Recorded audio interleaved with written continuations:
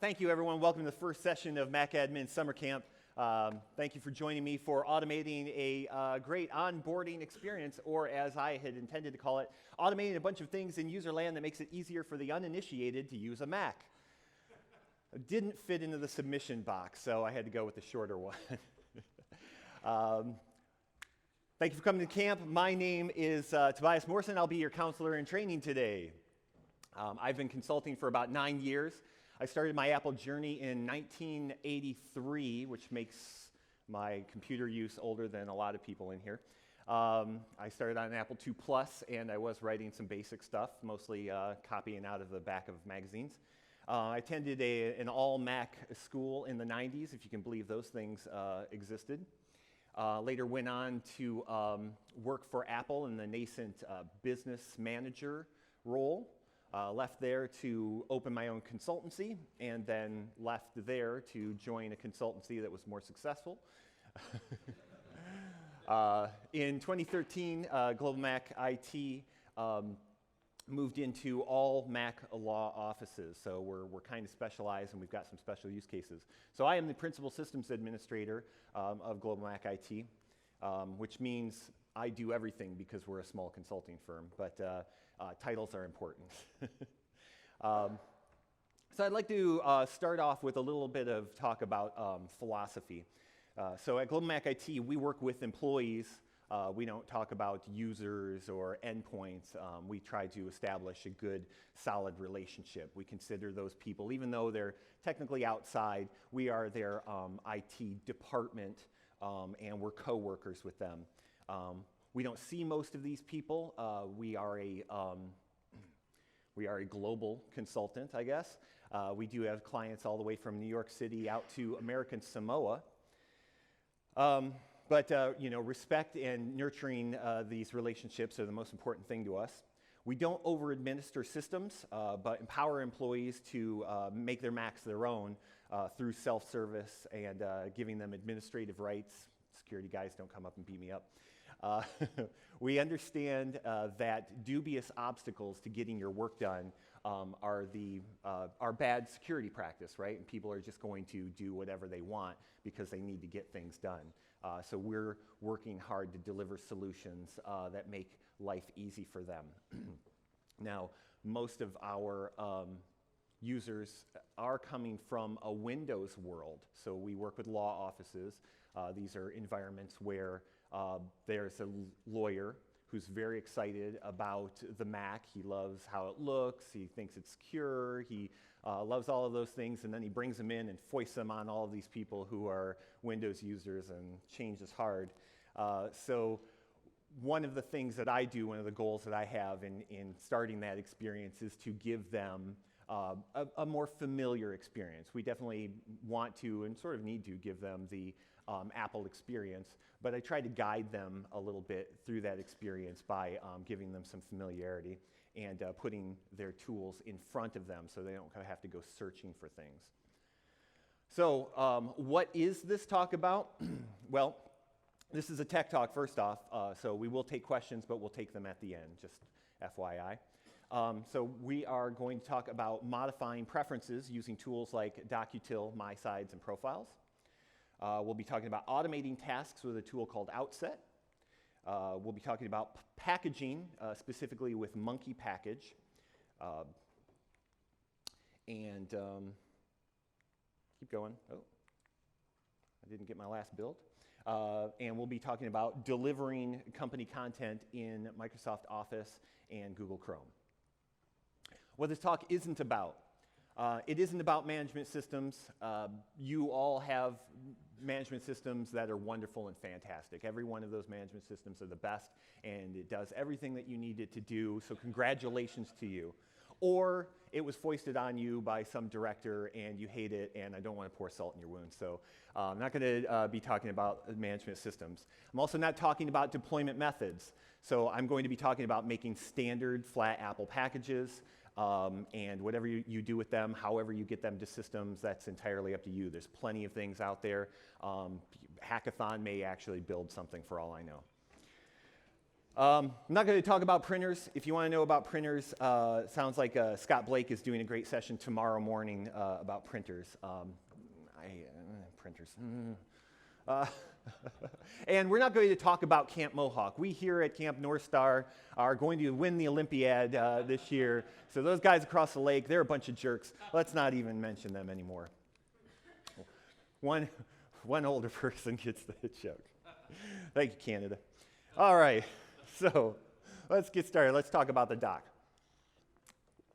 So here's Apple's dock. It's a great dock. It's a great dock for Apple, right?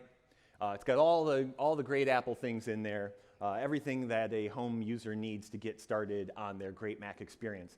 Unfortunately, almost nothing up there applies in our environments, right? And that dock is not helping anyone understand how to use a Mac in a law office, for example. Now, we want to modify a dock. Two ways to modify a dock. We can deliver a profile, which is great. MDM's future and profiles are fantastic. Or we can modify a plist. Now, the dock is a very personal item, especially to people who start to get familiar, and we train people to modify their experience and train them how to modify their dock. If I modify the dock with a profile, do we all know what happens? We're forcing behaviors. Profiles are a great way to force or enforce policy, but not a great way to give people a starting point to make changes, right? So if I deliver a profile to a system for a dock, that's the dock they're stuck with, and they're not necessarily going to be happy with me. So we can get in and modify the plist, and what's a good way to do that? An oldie but a goodie called DocUtil, created by Kyle Crawford. Kyle, I think, took a management position and kind of disappeared off the face of the earth. DocUtil's been around for a while, but it still works as advertised. It is a Python tool. DocUtil has lots of options for doing all kinds of things in the dock. So we can add things, we can remove things, we can shuffle things around, we can put Microsoft Word right before Microsoft Excel and do all of that. But we're talking about first run experiences. We're just going to wipe out a dock and give them a fresh, clean, beautiful dock. So DocUtil is a binary. You can get the package at the GitHub repo that you see up there. Oh, by the way, I will have, I'll share a web link with you later where I have all of the links here, so you guys don't have to try to scribble down all of these things. So it installs that nice little package at GitHub, installs a binary at user local bin, and then we are going to use a script to call it and make it do the things that we want to do. So start out I should use the confidence monitor, right? Quit staring up at that. Going to start out by setting a couple variables here just for consistency. So I'm going to point at that DocUtil script there in user local bin and then get the show rolling. So I'm going to start out with DocUtil's first option, which is remove. So I call DocUtil, I call remove, and all. So I'm going to wipe that thing out, wipe it clean, and it's going to come up with just the finder and the trash. This confused me the first time I used it. I'm like, well, I thought I said wipe it out. Apple doesn't allow us to get rid of those things. So pulls everything out, makes it nice and clean.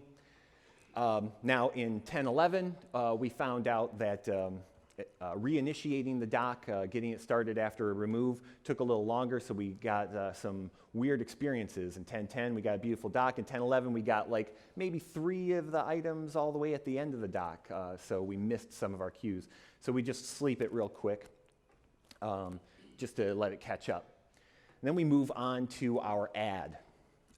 So this time we're going to use the add option. We need to give it a path. In this case, we're going to give it a hard path to an item in applications. And we'll quote it there so that we have consistency in our scripting.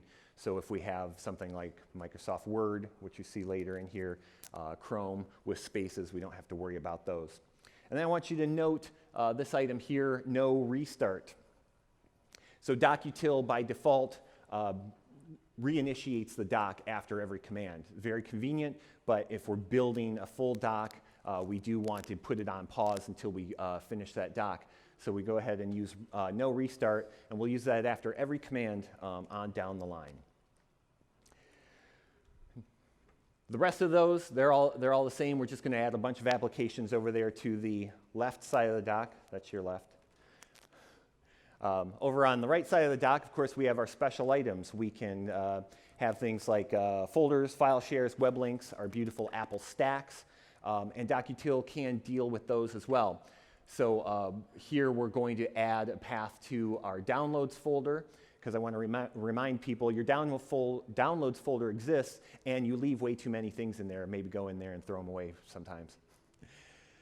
So we're going to use a couple of additional options here. We have one for view, so that we can set the view. I'm sure that every one of you loves the fan view. I don't particularly like fan view, so I set this one to grid. And then I do display this as a folder. My sensibilities, I'm not real big on the stack, but that might be me pushing my preferences on people, but that's one I can let slide. All right, so now we've got a beautiful dock. Where do we go from there? Well, let's take a look at the Finder. Finder is different. First off, people are looking for the Explorer, and the Finder can, even having them understand what the Finder is can be difficult. That's why one of my Apple trainer friends called himself Not That Finder. So this was where I was going to tell you about the great Apple tool called SLF tool, which was introduced in El Capitan, and that allowed us to make changes to the sidebar. Turns out the sidebar is a little bit difficult to deal with. It's a little bit of a special citizen there. SLF tool showed up in El Cap, got some new shiny features in Sierra, and then High C dropped, and apparently they dragged the SLF tool out in the back and shot it dead because it doesn't do much anymore. So prior to SLF tool, I was using a wonderful tool called MySides, and turns out SLF tool may be dead, but MySides is still alive. MySides created by Morrison. I don't know who Morrison is. Someone here probably does. I asked him, "Who are you? I want to credit you," and he said, "I am Morrison." So, thank you, Morrison. Also up at GitHub, MySides. Morrison also delivers a beautiful little package there that you can drop right in. Installs, again, user local bin. So if we want to call it, we're going to call it with a script again. Set our variables here, and we've got a new variable here. I'm going to be looking for a logged in user for a quick command here. Now, I'm sure there's probably 6 different versions of this that you guys are going to use, from the simple "who am I" all the way to the Python version that I've seen that is quite the line of code. This particular console one was recommended here at MacAdmins to me several years ago, and it seems to be working in all the OSs and gets me the value that I want. So MySides also uses a very similar verbiage as DocuTil.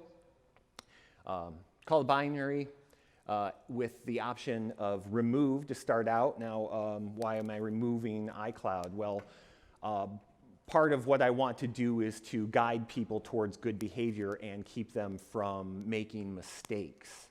And it's very common for us to see mistakes, especially when using Apple's default setups.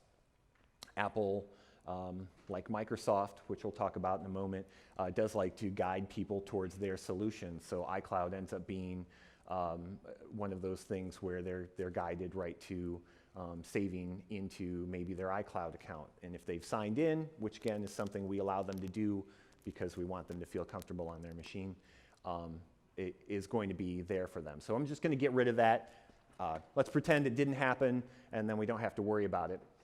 Now, generally, MySides uses URI schemes.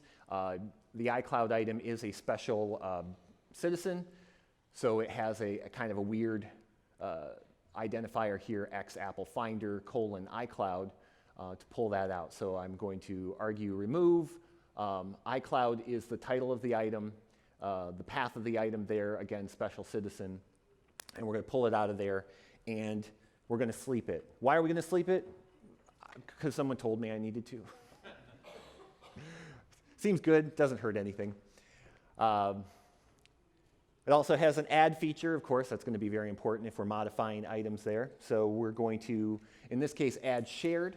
I've also had good luck with adding items that don't necessarily exist yet on a system. So where I have clients that are insisting on using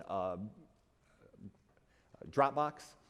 Again, I'm not going to get into an Emacs Vim sort of a thing here. Your tool is great. It's wonderful. I love it. They use Dropbox, and they want some hard paths to some folders inside of there. Well, those paths are pretty consistent as long as the install is standard with the standard user path.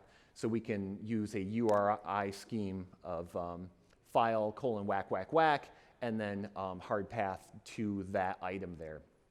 So here we have add is our argument, shared is the title, that's going to be the pretty thing that shows up on the side, and then that URI to the item that we're pointing at.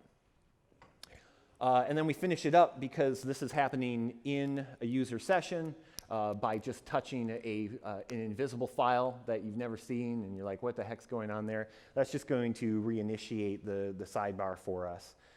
So we're going to use that users and find that logged in user that we created in our variable and throw in that little invisible file to make sure that our changes are seen by the Finder.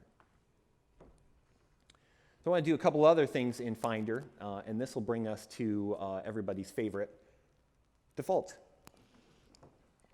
Now there was some panic here in 10.13.3. Everyone panic in 10.13.3 who deals with defaults? Anyone deal with defaults, right? No? No one likes defaults. You're all plist buddy people. Defaults is an oldie but a goodie again. It's an Apple tool. It does deal with plists. It is a very stompy, do the things I tell you to do sort of tool. Something like plist buddy is a little more touchy-feely. We can do a lot more with it, like deal with arrays and such. Defaults make some of that difficult, but if we just want to set something, we can call defaults. If it exists, it'll change it to our value. If it doesn't exist, it will create it. It also works with standard XML and binary plists, so we don't have to do a big shuffle and dance to convert out a binary to an XML, make our changes, and then convert it back. We can make some very simple calls and make things happen. Now, defaults, commands, and Finder. If you've ever looked around in GitHub, there's some serious insanity there. So a lot of people, a lot of systems administrators, a lot of developers and Apple nerds love to really get into the nitty-gritty of their Finder. So if you go out looking for one of these scripts, and I mention this because I see people asking about this all the time. They're like, I found this great script to modify Finder, and it's amazing, but some things don't work, and it's just hundreds of lines, and it's just crazy town. Remember, I said I'm not going to over-administer. So I've just made a couple of select choices here, and I'll talk a bit about what those choices are, why we made those choices. So starting off with our first line, this one came to me through our help desk and through user requests. So we do use data from our employees to understand what it is that works for them. Part of my job as a systems administrator is helping the help desk not do a bunch of work. So if I can help them be lazy and idle, then that gives me the opportunity to use some energy to yell at them about being lazy and idle, but it also gives them a chance to breathe and not have to deal with a bunch of weird little tickets. So one of the things that we found is that once people start discovering Spotlight, they see Spotlight as a global search. It's a great search for finding anything in your system.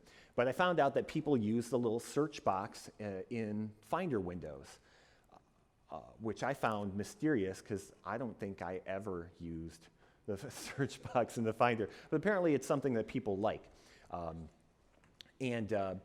They had different expectations of what that did, and what their expectation was that they went into a folder and they were searching for something within that folder. And of course, the default for search is the search everything. Well, we have that with Spotlight, so let's try to deal with that,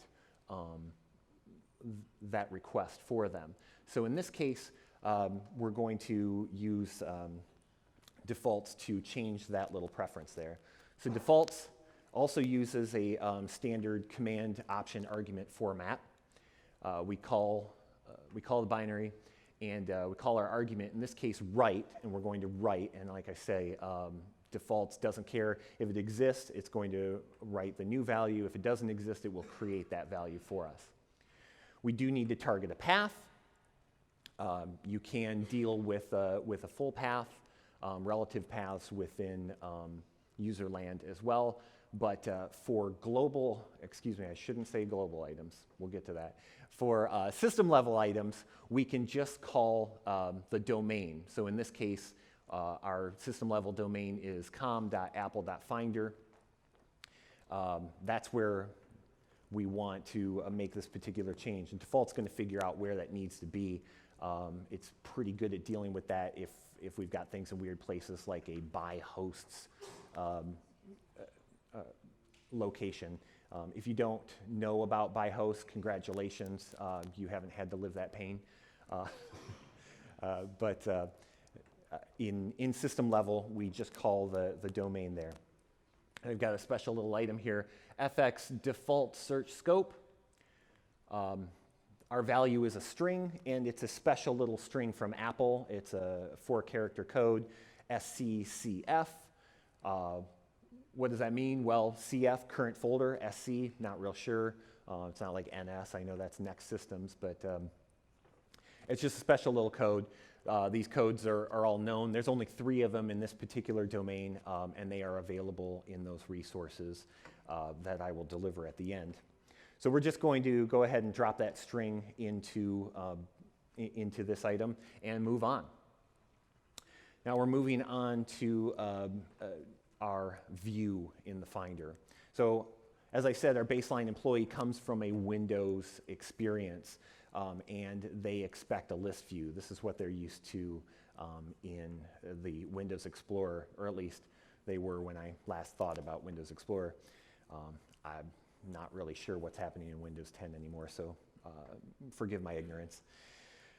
So we just go ahead and change it over to list view. Icon view is beautiful and wonderful, and I'm sure all of you guys love it, and you all leave it in list view, right? Because it's this beautiful, pretty Apple thing, but Windows users are often offended by pretty, beautiful Apple things. So we're going to give them a list view, and this is done similarly. We're going to default right into Finder. FX preferred view style, I got to quit looking up there. Define a string and quote it as NLSV, so the list ls view there. We've got 4 options there, as you know, from those 4 buttons that nobody seems to be able to discover on their own. And those are in the complementary documents as well. Now, we're not exactly in a Finder window here, but this falls within my parameters and is part of an important onboarding experience. So save and print dialogues. Everyone here loves collapsed save and print dialogues, right? Very useful. Super. Excellent. Good. Not so amongst our employees. These are very confusing. Like the doc, it's wonderful for a home user who doesn't understand file systems. You come up with the collapsed view, and you're writing a document, puts you in documents. Perfect, that's exactly where we want to be. That is not where our employees are saving things. We do not want them saving things in documents. We want to get away from that behavior. So we're going to give them the expanded box, which will give them a full Finder view our beautiful modified sidebar so they can find their things. Now here, you may notice that there is no domain here. I've got defaults right, and then this -G. What is -G? -G is a global setting. This is another special citizen in the Apple world. So we're going to write a global value here for everyone on this computer. And we're going to target the NS nav panel expanded state for save mode. And this is a Boolean value, so we're going to give us the bool argument and then true. So we do want an expanded state for that save dialog box. Similarly, we have the same idea for our printing dialogues. This one, again, came from user feedback, or excuse me, employee feedback in our ticketing system. Started doing some lifecycle management in a good way, not using Time Machine. And people started bringing up their print dialogues and seeing the collapse view. Now in our environments, and probably in your environments, we have these massive $50,000 machines that have lots of complexity, and at a minimum in a law office, there's a lot of, make sure you print that in black and white because it's really expensive to print in color. So people are used to finding those settings and changing them, and when they're used to that, and then they see a collapsed view, they don't know what to do with themselves.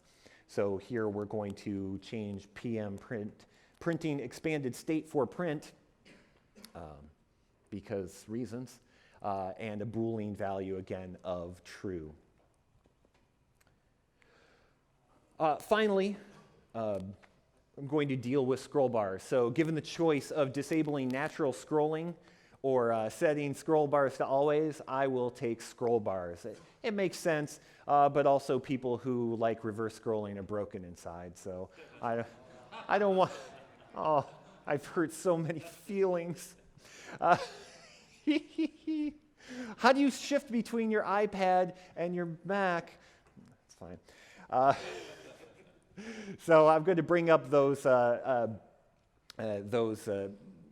scroll bars for everyone all the time. This is also helpful for our help desk in remote sessions because if you've got a little latency, say you're trying to deal with someone in American Samoa who's on a 1.5 meg connection, trying to get over there and get a scroll bar to reveal itself and actually be able to grab it can be an exercise in madness. So this is also a helpful item for our help desk. These guys thank me for that one. Again, this is happening in user land, so we just need to reflect these changes quickly. So we're going to kill our CF-prefs-D. Everyone understand what that is? That's caching preferences. So we've applied changes. If we don't refresh the cache preferences will kill all of the beautiful things that we've done here. So we want to kill all CF-prefs-D and then kill all finder so that that new set of preferences comes up and reflects for our employee. So as I stated, boy, it looks great up here. It's kind of washed out there. As I stated, these items are happening in user land. So how do we deal with making these things happen in user land? And user land might be my term. I think we understand where I'm going, right? /, your user experience, your logged in, your login window session. So in user land, these things must happen. And how do they happen in user land? Oh, I can change my script to a .command and give it to the employee and say, hey, just run this, everything will be fine. You'll understand it, right? No. Well, Apple, of course, has given us, giving it all away. Apple has given us launch D, right?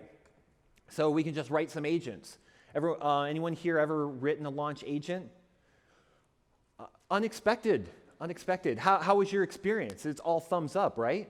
It was wonderful and it worked the first time? Okay, that's the one I expected. The guy next to you, he's like, yeah, of course. You probably wrote Lingon anyway, so what do I know? I tried to write a launch agent a long time ago before I knew anything. Not that I know anything now, but I went and bought Lingon and made my life a lot simpler. in that way. But we have something much, much better, and that is Outset. So Joe Chilcote, who is giving a talk on Chef today at 1:30, very, very smart man, created this wonderful tool for us. So Outset is a handful of launch daemons and agents to run items that you throw into some folders. So he's made life real easy. Take something, we can take a package, we can take a profile, we can take a script, and throw them into a folder, and then magic happens. And they happen in that order, by the way. Packages run first, profiles run second, scripts run third. All that's required is that we install Outset and we deliver files to the right place. What is the right place? Well, it is in user local Outset. So when Outset installs, it installs a set of folders, and here they are. So we've got 2 boot folders, 4 login folders, and an on-demand folder. And let's look at those real quickly and see what we've got. So starting at the top, we've got boot every. This is triggered by a launch daemon at boot. So things happen at boot, and they happen by root. So root runs whatever it is that is in that folder. We can run that every or once by using each one of those folders. Every is great if you want to enforce something, make sure that you have some sort of idempotence for, I said the word right, for a particular item, security item and the like. If you're afraid that someone's going to make a change, run it every time. A very popular one here is to set your ARD settings so that if funky things happen in between sessions, it always puts it back to your expected state. Boot once, just happens one time to the system. Login, these items happen at login. Again, every and once. Do we want it to happen every time? Do we want it to happen only once? Now, items in the login folders happen as the user. So that is where these come in useful for the 2 scripts that I've talked about before. Moving on to login privilege. So these also happen in a login session, but root runs these. So if you've got something that you need to happen during a login session, but you need root to make that thing happen, throw them in the login privileged. The on-demand folder is a special scenario. It allows you to do some additional special magic that I'm not going to get into today. Now, Joe also, with Outset, has delivered an item in the GitHub repo called Custom Outset. It is a directory with all of these directories inside of it. It has a bunch of dummy files so that GitHub doesn't just throw away those empty directories. So we can pull that down, throw away the dummy files, and then throw in just the files we want, run make on that folder, and then we have a beautiful package. But this presentation is going to take a turn that is going to install some things outside of this domain, so we're going to introduce one more tool here, and that is Monkey Package. Monkey Package is a simple tool for building packages in a consistent, repeatable manner from source files and scripts in a project directory. Yes, I did read that right off of Greg's README. This was created by Greg Nagel, like bagel. Greg is hosting Imaging is Dead, Now What? Right here next. I imagine part of the popularity of this session is just that you guys are saving your seats for Greg's session.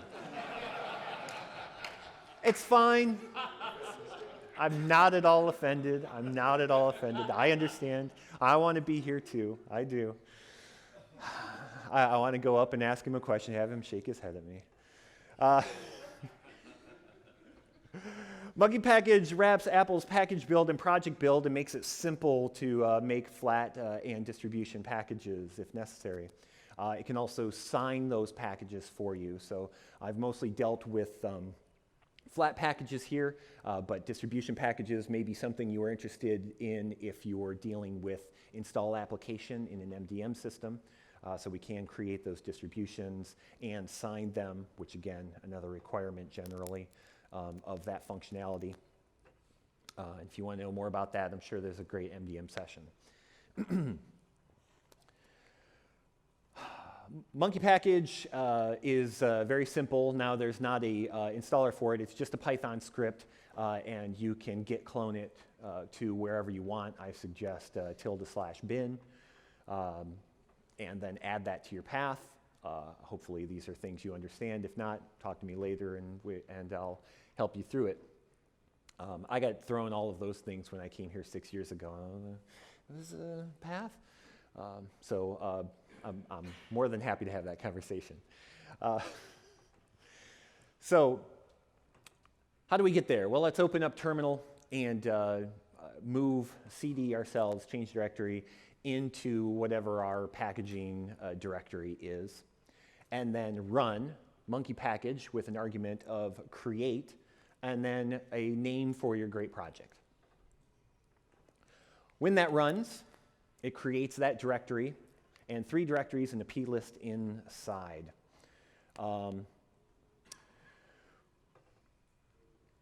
Starting at the top, we have a build folder that's empty. That will continue to be empty until you actually run monkey package to build a package. So the only thing that's there for is to have your beautiful shiny packages in it. Build info plist is going to define some settings for the build. We'll talk about that in a moment. Payload, this is where all your files are going to go, and this will include scripts that are not post-install or pre-install scripts. That's what the scripts folder is for. So if you need to have pre-install, post-install scripts on a package that you're running, you'll throw those 2 items, only those 2 items. I don't believe it supports any more than that, because Apple doesn't really support any more than that either. So the payloads directory is where we're going to spend our time. So we built this up. Let's change our directory into that payloads folder and make some files. You can, of course, do this in Finder if you'd like. You can Command-Shift-N and make a folder and go into it. Command-Shift-N, make a folder, go into it, on and on. But make dir-p does all of that work for us. Make dir-p and give it a path with a bunch of folders. -p says if these don't exist in between our end result, make them all happen. So it's a very quick way to create a whole string of directories there for us. And our result, back in Finder.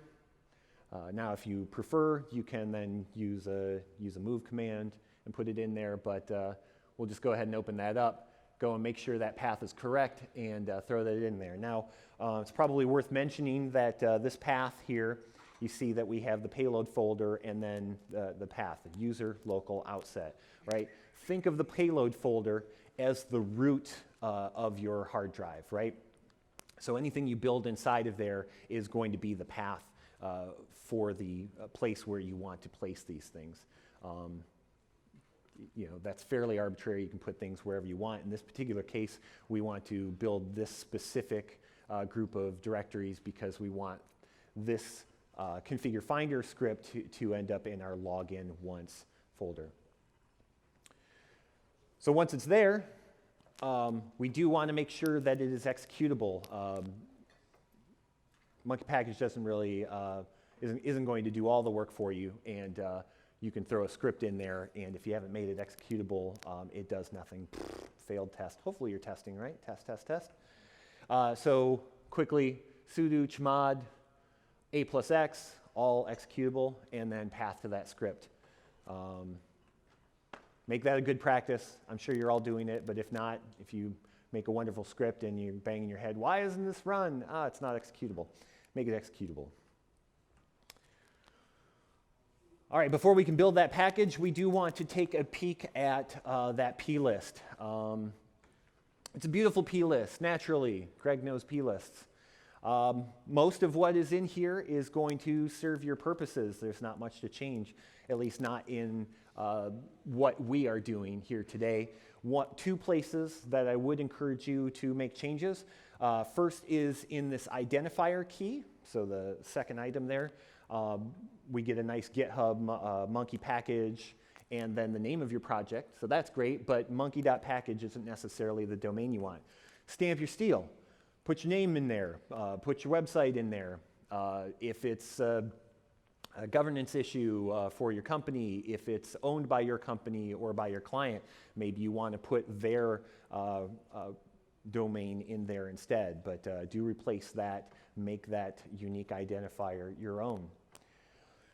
And then down here at the bottom, we do get a version string as well. So if you're doing it the first time, 1.0 is going to serve you well. If you're making changes to something here, you're definitely going to want to increment that version because if you throw in a version 1 in your management system, you know what will happen?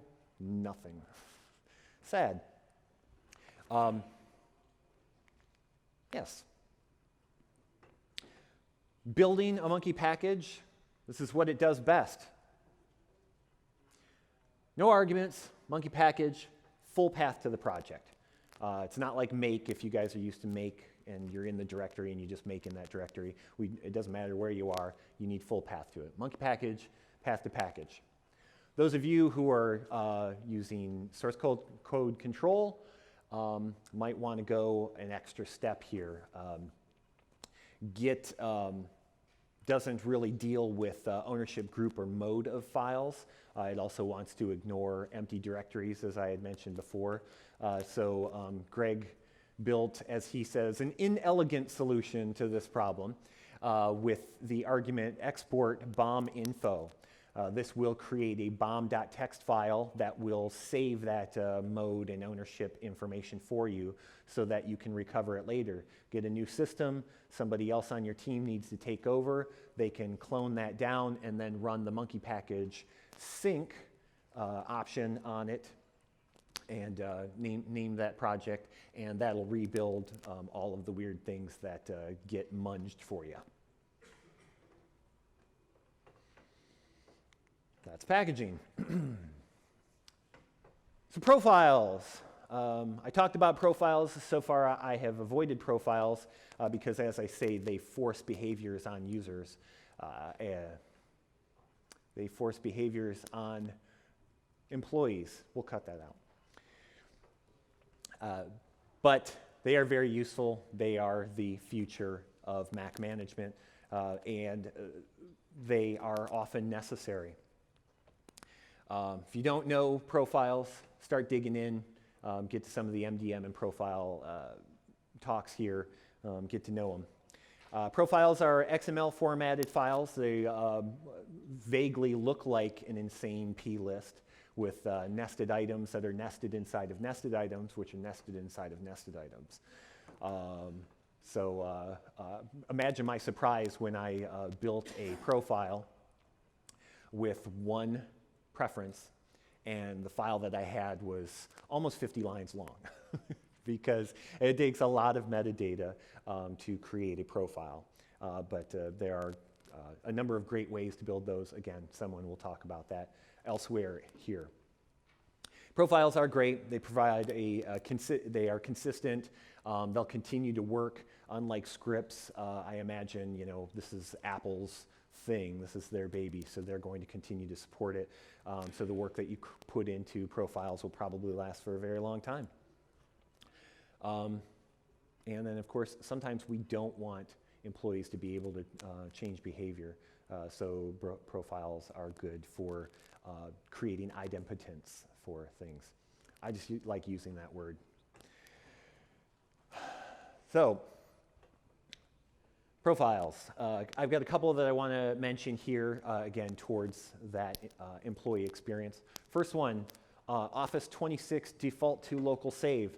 So I talked a little bit about getting rid of that iCloud item in the Finder sidebar. Microsoft looked at that and said, hold my beer. And they very aggressively are pushing their OneDrive product. So first run experience for people using a Microsoft Office product is to be faced with a very odd-looking window that is pointing them towards their OneDrive. At least in most environments, they're using 365, which is where they're pushing you. So if you don't see it now, you're eventually going to see it. This, of course, provides confusion for the user and can lead to accidents as well. So with this particular profile, which is sanctioned by Microsoft, it will change that view and give the user, the employee, the standard Finder, the save dialog box. This one's a little bit newer, and this one came to me out of necessity. Disable iCloud desktop and documents sync. So desktop and documents sync in iCloud is probably wonderful for home users as well. Provides a fake kind of a backup for people and allows them to have a consistent experience across multiple devices. But what it does in our environments is puts files in somebody else's cloud where we don't want them. And we saw this happen by accident, and it was revealed to us when we did, again, one of these user migrations. We use rsync for user migration, and rsync isn't seeing anything on desktop and documents when this is enabled because they aren't technically in desktops and documents. So the employee gets their shiny new machine, they open it up, totally panic, where are all my files? Well, your files are in the company store, right? So just go into that company store and grab them. No, these are things that are on my desktop. Shame. Yes. Oh, you know what? There's catchbox though. Is it a big one? Or I can just repeat it. Go ahead. Yep. What happens if you push a profile like that to a machine that they're already signed in on? Okay, that is a great question. And this is something that I tested because I come. That's my line of thinking. Where does that break? So the question was, what happens when you apply that profile to a system where they already existed? Memory banks, it's not that bad. It disables the feature. It removes the files. They're gone. So it is a surprise, potentially a surprise for your employee. So if you are going to implement this to existing users, you are going to want to develop some communication to them. Now, I'm acting like this is not a big deal, but you're saying, you just said that it deletes all their files. I didn't say delete. It removes them. It takes them off of their computer. They are still in their iCloud account, and they can be retrieved from their iCloud account. So we'll just, we can go in there, give us the opportunity to say, shame, naughty. I will fix this for you. Make sure that these things are in the company store in the future. Another one. I'll repeat it. It removes their documents and data. What about data that extensions use, like 1Password or other things like that? Does that still work? Or is it just these sort of actual documents and data? Right, so the question here is asking about systems like 1Password where you can use iCloud to store that data. This is specific to this particular function. It doesn't even remove like the iCloud where I've said I'm removing the iCloud thing, and that has its own series of directories depending on what services are using iCloud storage. It doesn't do anything to that data at all. This is specific to that special function of syncing the desktop folder and the documents folder in userland. So yeah, we pushed that out. My CEO was nice enough to actually be the volunteer here because he was the only one that was bad enough in his behavior to actually be using that functionality. And no surprise, I actually had to pull that after testing so that he could re-enable it because he's the CEO, and of course I'm going to do what he tells me to do. He signs my checks. So other functions of iCloud are not affected by this. This particular profile is very specific. Now these profiles, I'm just giving you a name of a profile. Is that useful? Well, we do have a footnote here, and this will be in the extra items on my website as well. But I was researching this, assuming that Office 2016 defaults to local save came from the wonderful guys at Microsoft. I figured Paul Bowden made this for us. But best I could come up with was that Rich Trouton made this. So dareflounder.wordpress.com, if you're not familiar, definitely go there. This is his GitHub repo to his profiles. It's a gold mine, it's a treasure trove, it's wonderful. Steve Jobs said that Pablo Picasso said that great artists steal Rich's work. It's great. A great admin is a lazy admin, right? That's why we'll spend 30 hours writing a script that does 30 seconds worth of work over and over and over again. So I mentioned that Outset will install profiles for us. Of course, there's lots of different ways to install profiles. We've got MDM. We can run a script. We can throw a profile in a temp directory and run a script that says profiles install this thing. But Outset is doing the work for us. Again, lazy admins. So we could take these two items that we've stolen from Rich Trouton that took us almost zero work, and then use Joe's Outset to also do almost zero work. So create monkey package, CD into there. We're going to create the boot once because these are system level profiles. Throw them into the boot once folder. Again, you could use the every if you want to install that every time in case you're concerned about those somehow disappearing off of a system. Throw them in there, package them up, ta-da. Don't have to worry about those things happening anymore. Potentially, you'll have some tickets about recovering some data for some bad users. Don't use desktops, people.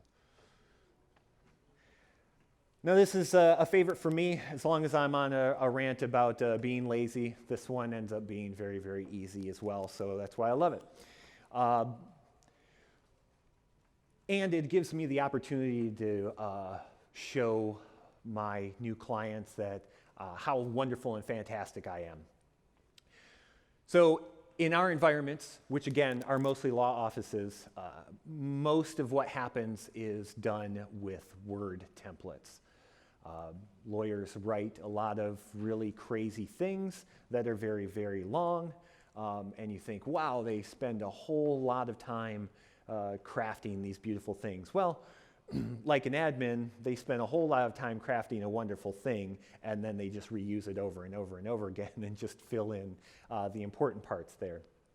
But the problem is that most of their workflows are create a templates folder and throw a bunch of docx files into it and cross their fingers. And why do they cross their fingers? Well, because there's a workflow here. We have to train our users. Here's our templates folder. We have to copy an item out of the templates folder and rename it and start making changes. Save those changes rapidly. Make sure that you're telling them save early and often, because one of the tickets we get a lot of is I just spent 3 hours on this document and I lost all my changes because I never hit Command S. Command S, it is your friend. So, problem with templates folder with just docx files or XLSX files. I can say all those sibilant sounds. Problems with that. Well, you've got to teach your employees to do a whole bunch of things, right? And ultimately, what ends up happening is someone drag and drops the item out of the folder, and now it's not in the templates folder anymore, and I've got to go to backup and recover that version. Or they just open the version from templates and just smash, smash, smash, smash, smash all over that beautiful template. And again, help desk is jumping into the backup and recovering files for them.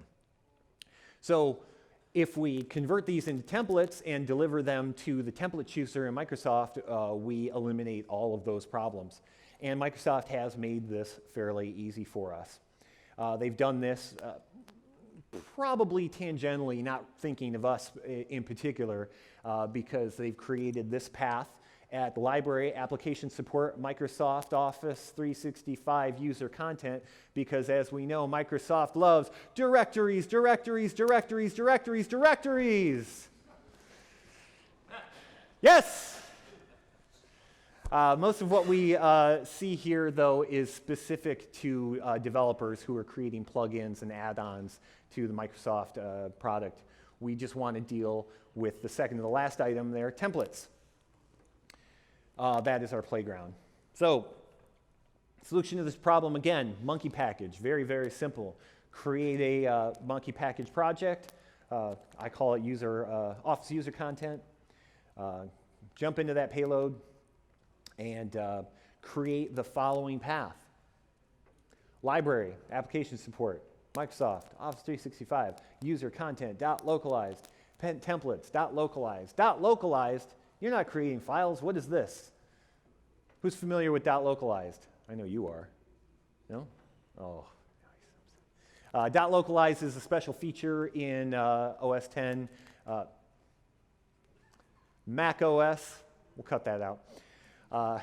Special feature in Mac OS that deals with languages, right? So it deals with language changes and that sort of thing. I'm sure all our Canadian people are familiar with localized files.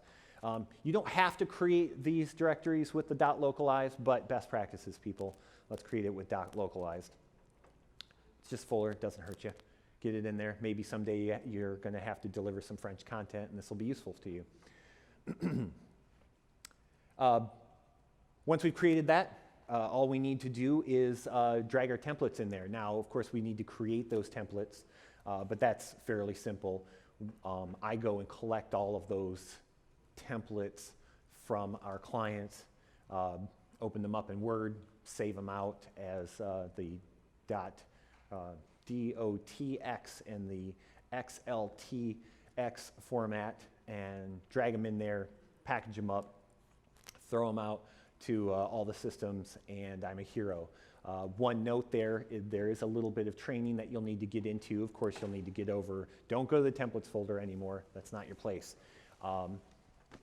The template chooser nowadays will add a sort of a tab called library, and they'll need to shift over to the library to see that company content in there. Finally, let's talk about Google Chrome. Personal preferences aside, I do use VI. Chrome has become the go-to for Silicon Valley startups. My team loves Safari, the IT team, which is great, which is fine. I tend to prefer it as well, but we're seeing more and more where these fancy Silicon Valley web companies want to do fancy new things that only Chrome is supporting and provides odd experiences there. So we're seeing a lot more Chrome user out in the wild. Also, Chrome management is very powerful. So to us as administrators, it should be great because Safari management is something, maybe. Anyone try to deliver an extension to Safari? Tears began to fall. Chrome has two management methods, profiles and templates. So what are the differences between these methods? Well, if you want to enforce something, you're going to want to use a profile. So if you've got a security item you want to deal with, deploy it with a profile. Extensions, very, very easy to deliver extensions with a profile and even manage those extensions from that profile as well. Preferences, profiles do preferences, right? But we can also do preferences with a template. The template is where you want to go if you want to apply a preference as a suggestion that they can later change. Of course, profile is going to make sure that stays. First run experience. I was always doing this with the template, but I did find out that some people did some pretty hard work over at AMSYS to get most of that first run experience stuff happening in a profile as well, which I may look at, but I'm still in a world where I want to deliver bookmarks, and so far I haven't figured that out with a template, or with a profile. We can only do that with a template. Those days may be numbered. We'll see. So the template is called Google Chrome Master Preferences. That is an actual file name, spaces and all. You can find the template at the URL there in the footnote. Don't worry if you can't see it. It will be on my website. It's a pretty long item, but as you look at it, I like to look at the long ones and say, what can I prune? What can I prune? What can I prune? Mostly, you're going to end up sticking with most of what's in there, I think. So starting at the top now, this is just the buns of the master preferences sandwich. We've got a big chunk in the middle that we'll get to. But starting at the top, we can define a home page. So what opens every time? This is just a home page for my crew because we're in Zendesk now. Homepage is new tab. That's one you could probably throw away if you don't feel like it, but I don't like that same page opening up on all my tabs. I like a nice blank new tab, so I do false. Yes, that's me forcing my preferences on employees. I am sorry. Down at the bottom, we have first run tabs. So if you're familiar with the Google first run experience, Google's putting up their stuff in front of you. Well, I don't want their stuff, I want my stuff. And in this case, I'm helping my employees along by giving them a first tab of training. So it brings them right to the training resources. Welcome to Chrome, welcome to Global Mac IT. Here is where you learn about what our business is about and how to use your Mac.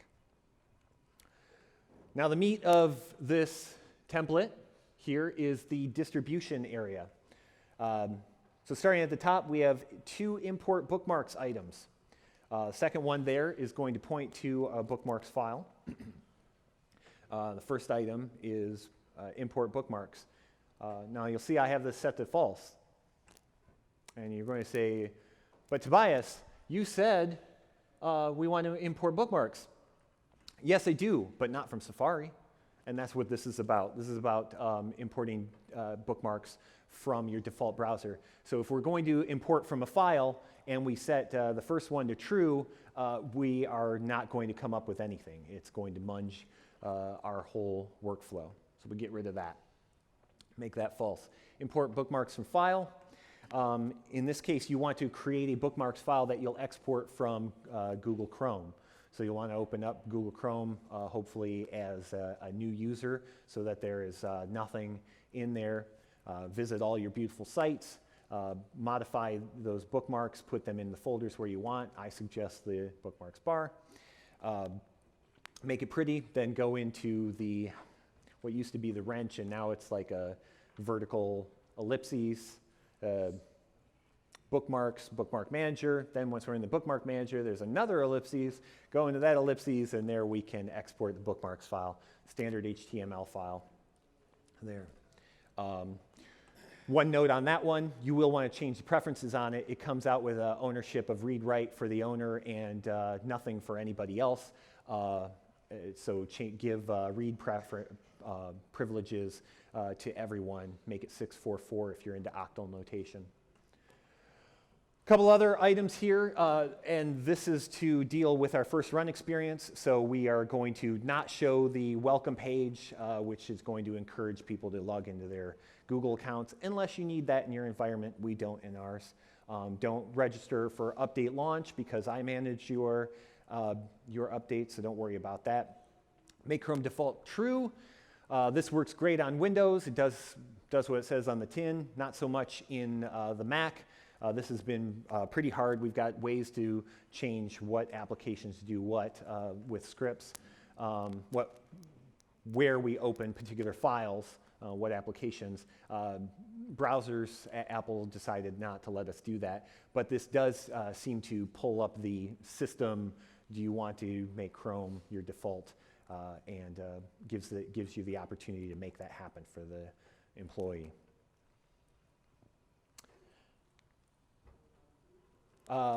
Extensions. This has gone a lot longer than before. Oh, I lost a few minutes at the beginning, didn't I? So, just do this real quickly. It looks like it's kind of hard to see up there, but there's some good examples. So the example I would point you to is, oh, that's a wrong button. So keep going back there. Nick McSpadden, again, steal Nick McSpadden's version of this profile here, and it gets you started. So providing extensions requires a download link and a unique identifier. Download link is always going to be the same. It's there in that profile. It comes from the Google Chrome Web Store is the name of the place. And it's pretty consistent. All we need is that unique identifier. There's a better view of that. So there's a couple of items that I'm installing for people. How do I get that unique identifier? Go and install that that extension on a computer.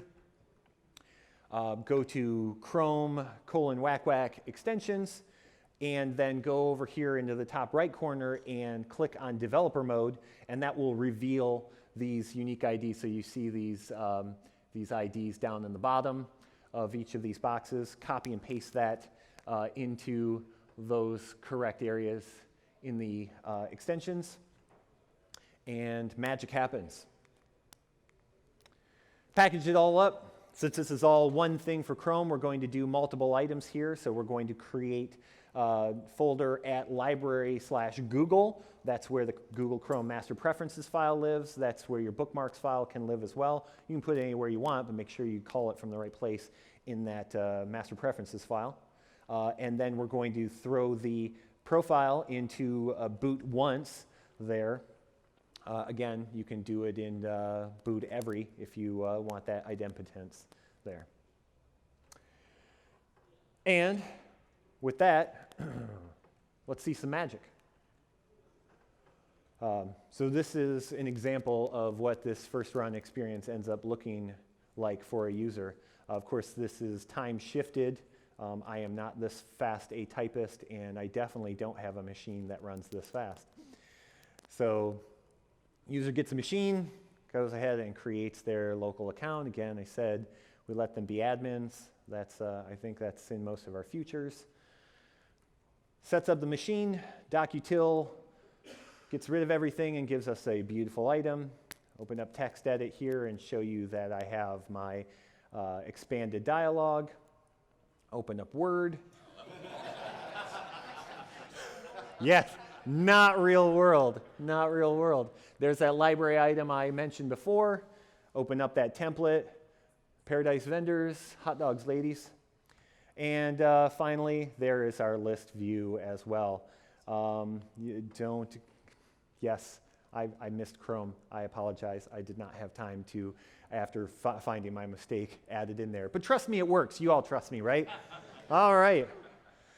Well, I thank you very much, everyone, for joining us at Camp North Star here at MacAdmins. I have been your counselor in training, Tobias Morrison.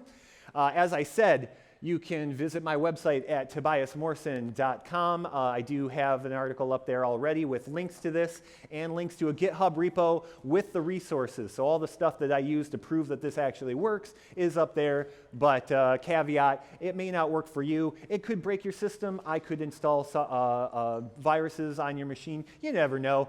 Make sure you check the code before you go and run it. All photos in this presentation were by Allie Morrison. You can find out more about her at alliemorrison.com. That is no coincidence. She is my wife. All of the beautiful children there are my beautiful children. Yes, there are 4. I am tired.